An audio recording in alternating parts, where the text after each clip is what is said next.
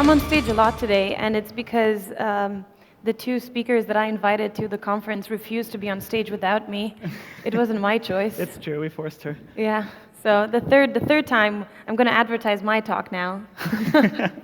Joking, but that's the only one that I'm actually seriously doing. So it's a pleasure to have David here.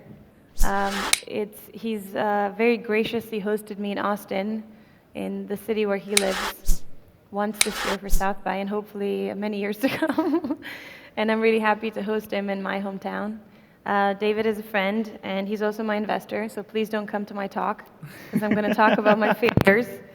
And he's currently an angel investor and advisor focused on early stage startups, ranging from gaming to machine learning. David served as the CEO and co-founder of New Toy Inc., where he developed the games Words with Friends, Chess with Friends, and Rerule. He started the company with his brother Paul in September 2008, after having served on Halo Wars and the Age of Empires series for Microsoft Ensemble Studios. He has a degree in computer science from the University of Central Florida.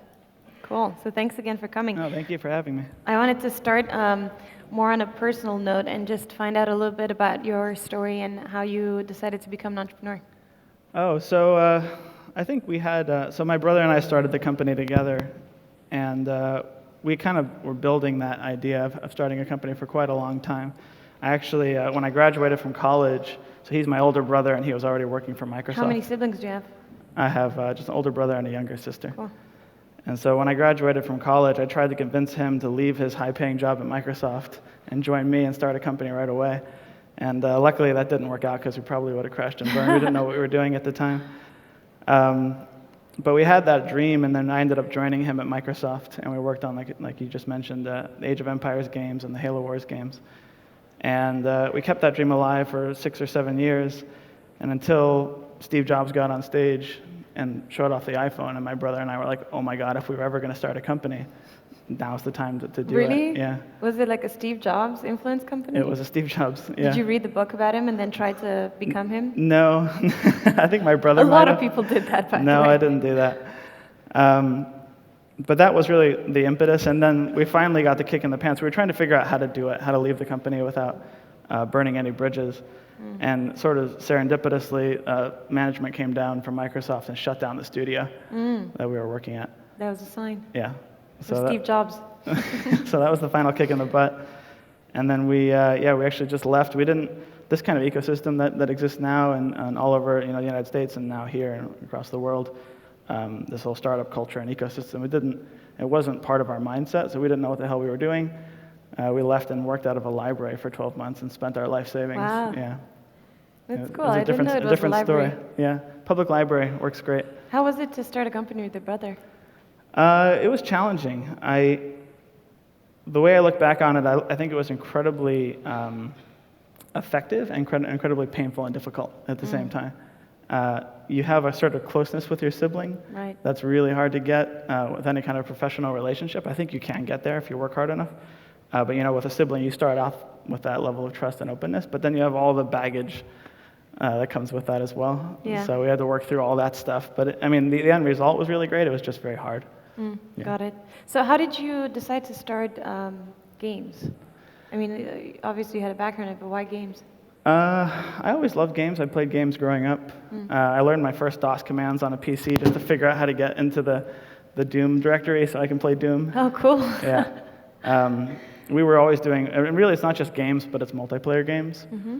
So I got my start in PC gaming playing, I don't know if anybody remembers bulletin board systems, BBSs. So like dial-up. Yeah, we remember dial-up, trust me. It came here when I was, I think I was doing dial-up when I was a teenager to get on MIRC, which was a chat system. Yeah. Do you know it? Mm-hmm. Yeah. Most Americans my age have no clue what I'm talking about. Yeah, so we were always about playing games and staying connected, and so that was the focus even from the beginning. We were playing before there was internet, before there was even really much AOL kind of stuff. We were doing Doom 2 multiplayer across bulletin board systems. Cool. Yeah. And how did the idea specifically for Words with Friends come about? Oh, so I think what a lot of people don't know is it started, the first game we created was Chess with Friends. Yeah, I had no idea actually. Yeah. I should know this. The idea was less about Words with Friends, and it was more about what, like I said, the impetus for the company was the iPhone, right? That was what really sparked it. And so coming from multiplayer gaming as our background, the idea was, what kind of games do people want to play on their phone?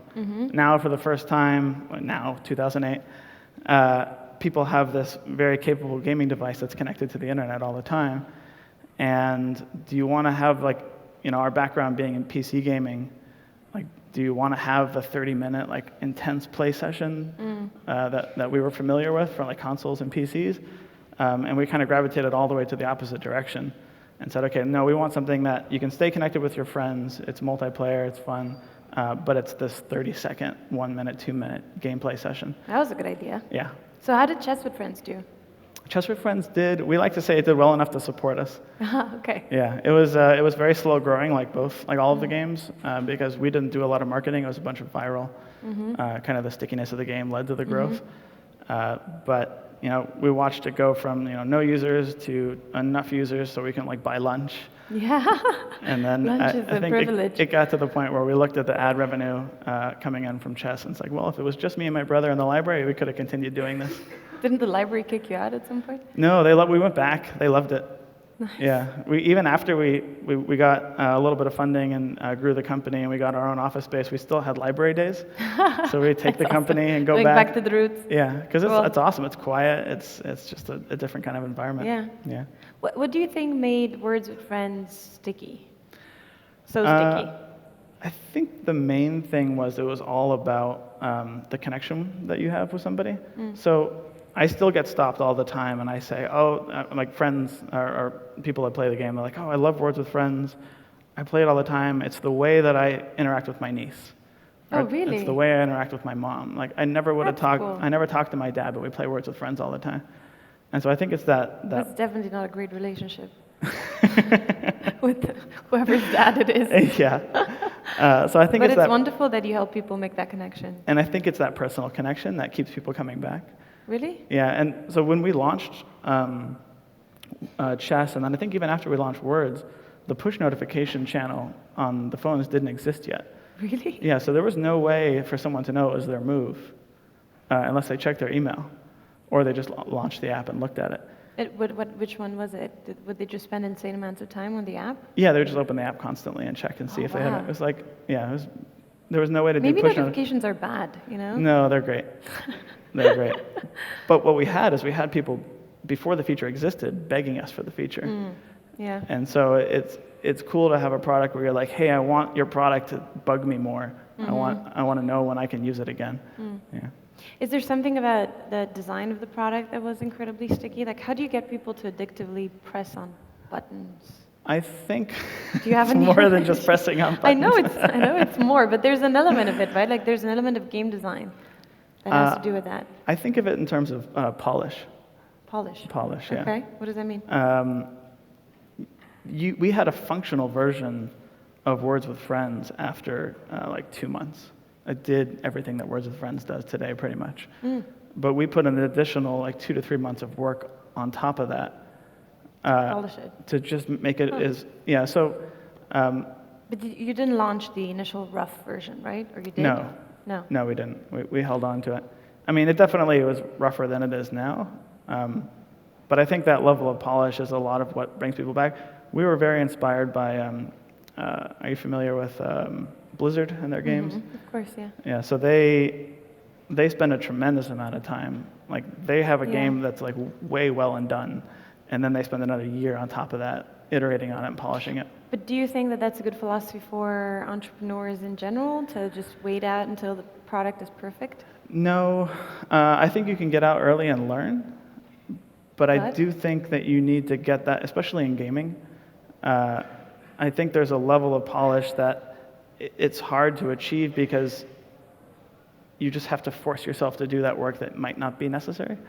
It feels like it might not be necessary. And like I said, you can get out early and you can learn early, and we probably pushed the product out earlier than we wanted to. Like, it always feels not ready.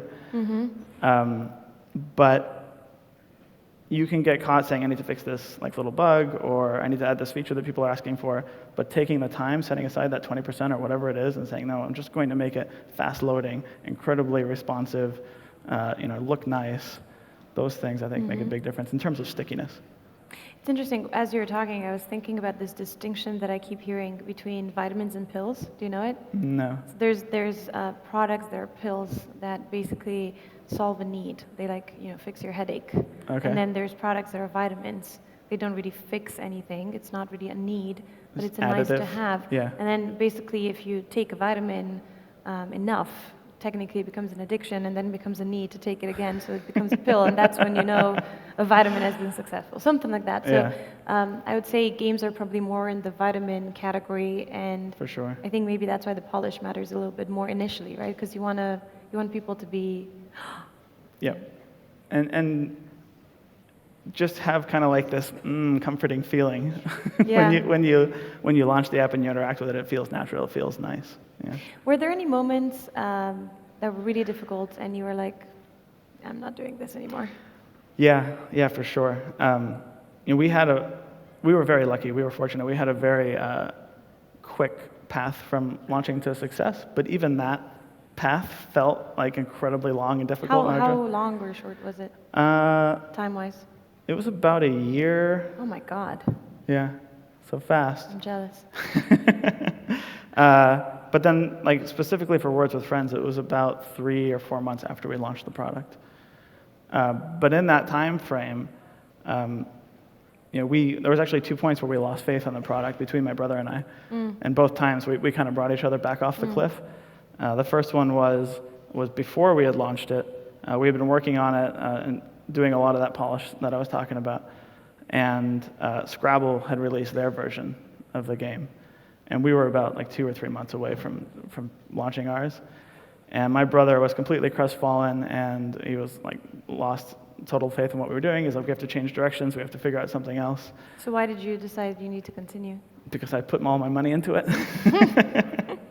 Yeah, my life savings was into it. I was like, I don't care if it makes $10. I want that $10, so we're putting it on the App Store. I need the $10. Yeah. So yeah, we pushed through that, and I eventually got it back on. And the interesting thing is, the arguments I was making at the time, like I had that same pit in my stomach of like, oh crap, like what's going on? Are we gonna succeed or not? Or did Scrabble just come and eat our lunch? And I was trying to figure out how to make an argument to continue forward with the game, and the arguments at the time felt trivial. I was like, oh, we have a much faster loading time. Like our game. And you were thinking in your head, that's bullshit. That's bullshit. But it's true. Our game has the multiplayer part right up front, where theirs is hidden behind a menu. So you have to click multiplayer, and then you can see the games. So feature for feature, we were almost on parity, and they might have even had more. And they had the Scrabble name. But those things ended up making a huge difference. At the time, it did. It totally felt like BS. The second time was after we launched the game. And it was exponential growth, which is what we were fortunate to have because of that stickiness. A lot of people don't realize this, but it looks flat in the beginning. It's a very sad graph. If you look at the beginning of an exponential graph, it's like, oh, you're not doing very well. And so that, when we really had high hopes when we first launched it, we were like, oh, it's going to be huge, right? It's going to take over the world. Everybody feels like that, like they put all their effort into this thing. Yep. And so 2 or 3 months in, we had launched it. We had that totally pretty much flat growth, and we had a contract with a publishing company to do another game, and I was the only engineer working on Words with Friends at the time. And I remember I was going back and forth with my brother on some of these little polish items, and I finally snapped, and I was like, dude, we have to put all of our effort into this publishing deal. That's actually bringing in revenue.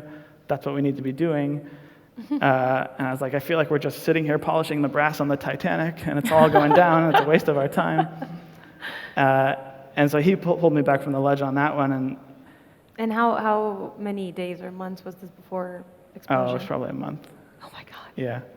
And we weren't going to shut it down, but I wanted to stop putting effort into it entirely. What actually happened was John Mayer tweeted about us. No. Yeah. What? I didn't tell you about that. I had no idea. John Mayer? Yeah, just out of nowhere. Do you know him? Can you No. introduce me? No, I don't know. Oh, well, we did get to meet him afterwards. Oh, yeah. nice. But out of nowhere, he just tweeted, he said, "Words with Friends is the new Twitter."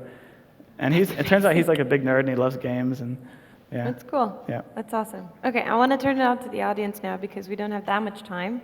And I can't really see anyone. Sort of can see. Okay, there's a question there. Do you have a mic? Oh, awesome. All right. So my name is Do Mihai. you mind getting up? Yeah, sure. Thanks. I would like to know what's your take on monetization on mobile games. So what would be the best model for doing that? The best one is with Echo. It's hard. Could you hear? The best model for monetization for mobile games. Oh. I don't know what the best one is. What we did with Words with Friends was we had two versions. We had an advertised version and then an ad-free version. And that worked well, and it does work very well if you have scale. So if you have enough people playing and they stick around long enough, advertising is a fantastic source of revenue. I actually think ultimately we got more money from the people that didn't buy the ad-free version because they would keep playing and watching ads in perpetuity. But I personally feel very strongly that you have to give the customer what they want as well. So if there's a segment of your users out there that don't want ads, you should have an ad-free version or something like that. In gaming right now, a lot of what works really well is more of a microtransaction model. And that's a much bigger discussion. But I think the problem with that model, you can make a ton of money.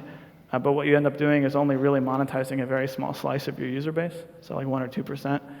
And I'm personally excited about seeing that kind of expand and figuring out ways to do that. And I think it's a combination of the gameplay and the way that that's monetized. Okay, thank you. Anyone else? Over there in the back.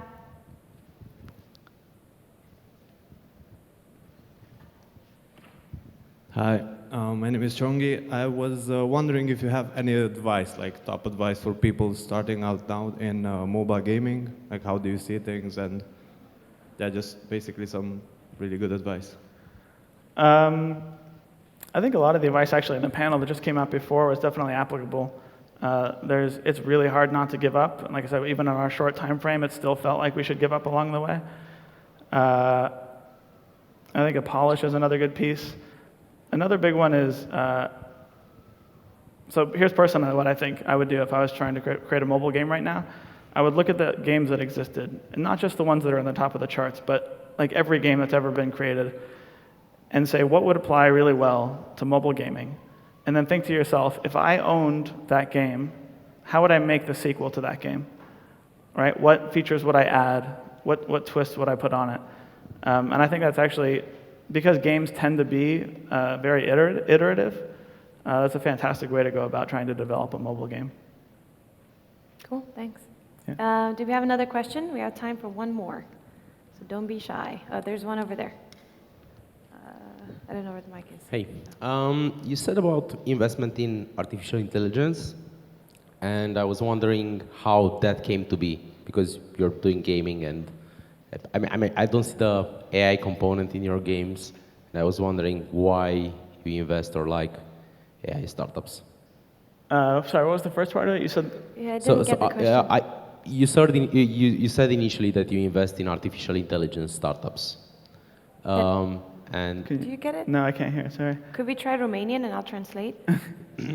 okay, yeah, let me try it once more in English. So you said in the beginning that you like artificial intelligence startups and you invest in them.